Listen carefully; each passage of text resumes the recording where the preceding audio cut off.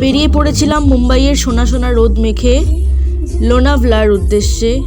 তো খাচ্ছিলাম diet maintain করার জন্য এই যে কলার চিপস বা বানানা চিপস, আলুর চিপসকে বর্জন করছিলাম। বেশ ভালোই ছিল মিষ্টি মিষ্টি খেতে।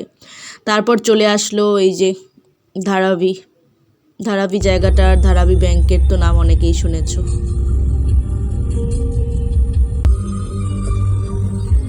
ঘিঞ্জি ঘিঞ্জি ছোট্ট ছোট্ট বাড়ি।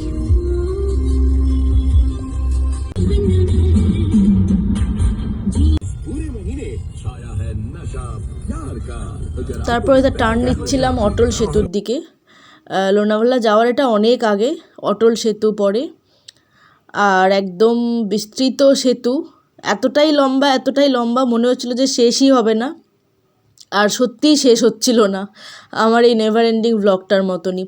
যাই হোক, লোনাভালার টোটাল ব্লগটাকে আমি 3টে ভাগে বিভক্ত করেছি। কারণ প্রথমে পৌঁছে খাওয়া দাওয়া করে আমার যে বান্ধবীর জন্মদিন ছিল সেটার জন্য নাইট পার্টি হয়েছিল। আর তার আগে দুপুরবেলা যে মেন আমাদের কাজ মডেলদের শ্যুটিং, সেই শ্যুটিংয়ের একটা ব্যাপার ছিল, সুইমিং কস্টিউমসের শ্যুট ছিল। যেহেতু ওখানে পুল খুব ভালো থাকে, আর ওখানে যেহেতু পুলের পাশে, ওটাকে কি বলবো, লেক বলবো না সমুদ্র বলবো, তোমরাই দেখে নিও, কারণ আমি তো জলরাশির কোনো শেষ দেখতে পাইনি।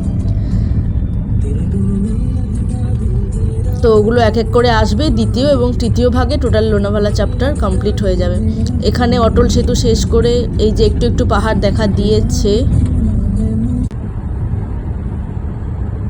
আর এই যে এখানে মনে হচ্ছিলো 1 সেকেন্ডে রাত নেমে এসেছে, কারণ টানেলের মধ্যে ঢুকে পড়েছিলাম। হয়ে গেছিলাম আমি। যাই হোক, রাত নয়, সকালই এটা। তো ব্রেকফাস্ট করার জন্য আসলাম একটা জায়গাতে, অনেকগুলো দোকান একসাথে রয়েছে। আমি জায়গাটার নাম এই মুহূর্তে মনে নেই এক্স্যাক্ট, লোনাভলার ঠিক আগে। তো এখানে সব রকম পাওয়া যায়। আমার ফেভারিট সবসময় সকালবেলার জন্য চিড়ের পোলাও, সেটাই খাচ্ছিলাম। তারপর বন্ধুদের থেকে নিয়ে পাওভাজিও খেয়েছিলাম। তো সব মিক্সচার হয়ে গেছিলো শেষকালে। মিশাল পাও, হ্যাঁ, এটা আমি আগেরবার এসে